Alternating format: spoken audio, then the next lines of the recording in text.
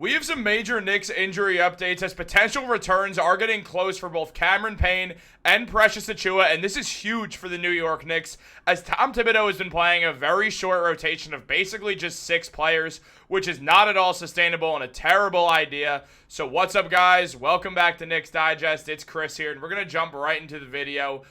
Because, guys, Cameron Payne and Precious Achiuwa are coming back soon, and that is very exciting. But also, make sure to subscribe to the channel. 27% of viewers are subscribed. Let's get those numbers up, guys.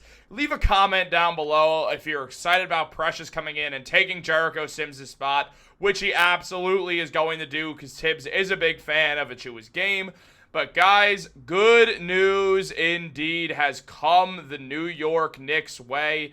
Guys like Cameron Payne and Precious Achiuwa are both on their way back to the New York Knicks as several horns honk outside of my apartment in excitement to seeing some of the New York Knicks key role players coming back to the team. Now, this was revealed by Kristen Winfield, shout out Kristen, who mentioned, Tom Thibodeau says both Cam Payne and Precious Achiuwa are doing on-court work, but that Payne is further along than Precious, and that Precious has yet to be cleared for practice. Now, here's the thing. When Precious Achiuwa went down, it was kind of worrisome because it was a hamstring injury, and hamstring injuries can take some time, guys. I mean, we've seen it with NBA players time and time again, and just athletes in general. If you hurt your hamstring, it's really hard to gauge when you'll be back. It makes it essentially impossible to run. And Precious is just taking this slowly, and the Knicks are taking it slow, understanding that what matters is Achiuwa's long-term health and not game 8 or 9 or 10 of the season. Obviously, it matters to some degree, and the New York Knicks have had a disappointing season thus far, 9 games in. No one's making that up. No one's lying about that. They're 4-5. It's very underwhelming, and people are starting to get a little bit on edge, especially the people outside my apartment. I do live close to MSG, so they're honking at literally whatever could possibly be bothering them right now, but it's probably the New York Knicks if you ask me.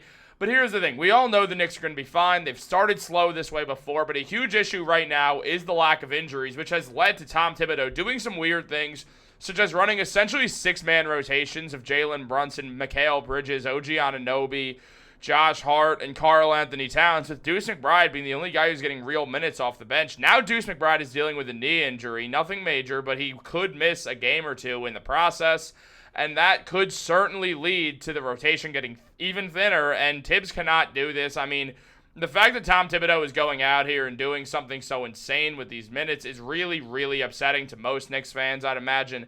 I certainly don't like it. I think that anyone who does is tripping, and I've never seen someone be happy about this so far. I don't think anyone is.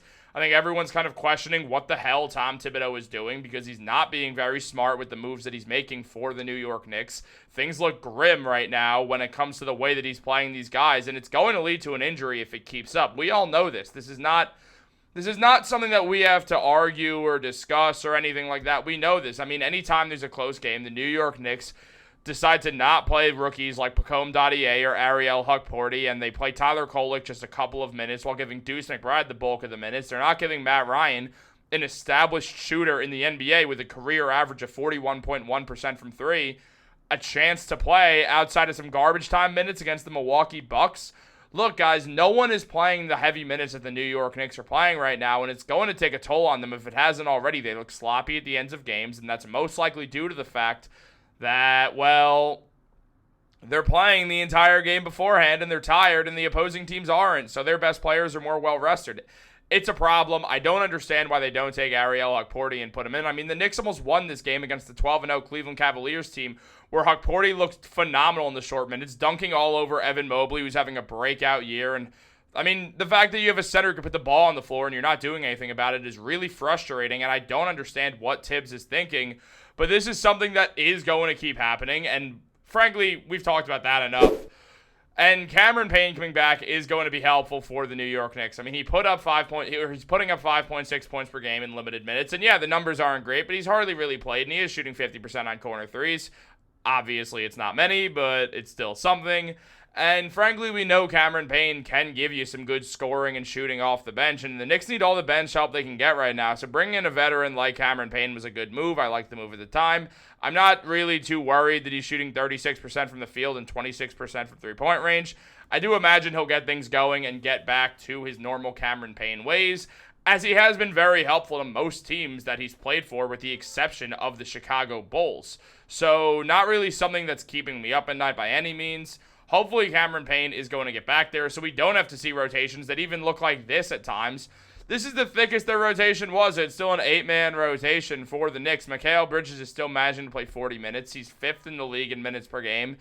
And I want to see that go down. Now, Cameron Payne's going to be very helpful to that. He gives you more guard play. He gives Deuce McBride the chance to play off the ball a little bit more, which lets him do a little more catch-and-shoot action, something he likes, something that he's been very good at. Meanwhile, Precious Achiuwa coming back is going to give you the excuse to not have to play Jericho Sims anymore. And I think you guys know by now, if you've been watching the channel for a while, that I really don't like to disparage NBA players at all. I don't like to go out there and say they're bad or they're terrible or anything like that. Jericho Sims has been bad this season. He's been bad. He's been a bad NBA player. I understand Jericho Sims has made way more money in a single year than I've made in my entire life. I've understood that Jericho Sims making the NBA is a bigger accomplishment than one that I'll probably ever have. I don't care. I'll say it. Jericho, if you want to respond and say something like that, well, you're never going to make the NBA. All you're doing is talking about me. Yes, I am. But also, you're not looking at the rim ever. You're not giving the Knicks any reason why they should play you. And you're basically at the end of the road for any minutes you could possibly get the second Achiuwa comes back, because you're barely taller than the guy. And last year, Achiuwa put up 6.5 points and 7.5 rebounds while shooting 50% from the field and 28% from three. We haven't seen you do any of that. We haven't seen you shoot a mid-range that you've been working on. And Precious Achiuwa, we've seen him do all these things. We've seen him hold Joel Embiid to 1 point in a playoff game. We've seen a lot of good things out of Precious Achiuwa that we have not seen out of Jericho Sims. And frankly, there's no reason that Sims should be playing over Huck Porty. So now when Precious comes back, a guy that we know Tom Thibodeau loves, Precious is going to clean up those minutes. And I'm excited to see Precious get in there. He will totally help the Knicks out a lot, especially when considering the fact that Karl-Anthony Towns' defense has certainly brought up some concern. Now, as mentioned by Tim Bontemps, Karl-Anthony Towns is shooting is allowing 91% shooting from the paint. Players are shooting 32 for 30 against Cat in the restricted area this season. According to Tim Bontemps, I don't know why his name's not there, it's the worst defensive percentage for any player who has guarded the rim at least 30 shots. Now, here's the thing. It's a flawed stat, as Sports Illustrated mentioned. So, the major numbers following Towns, however, according to Sports Illustrated, 91.4% entering the game against the 76ers. That's the success rate opponents have had shooting against him at the rim. Now, while the number is somewhat flawed, as it's not always Towns' man getting those points, the Knicks' inability to stop easy doubles has thrown the defense into disarray, weathering one of head coach Tom Thibodeau's cornerstones. Now, here's the thing. Karl-Anthony Towns doesn't have to be some elite defender. He puts up 25 and 12. The man's shooting over 50% from three. He's flat out a phenomenal offensive talent. I was wrong. Julius Randle is not better than Karl-Anthony Towns. And frankly, yeah, Towns is great. He's allowed to play bad defense. That was not supposed to pop up, but we're going to push right through it, guys. Now, here's the thing.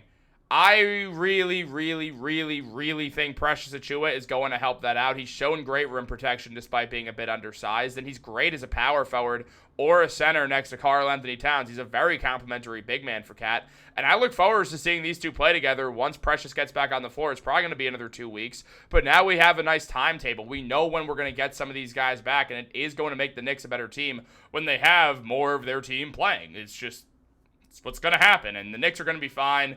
They're going to be one of the best teams in the Eastern Conference and in the NBA. There's a reason why the Knicks still have the second best odds to win the Eastern Conference, and Vegas is right to do that because we all know they're going to get it under control. It's just a matter of time, but I do want to know what you guys think, so let me know down below, guys. Like this video, subscribe, turn on post notifications. Have a great day, and go Knicks.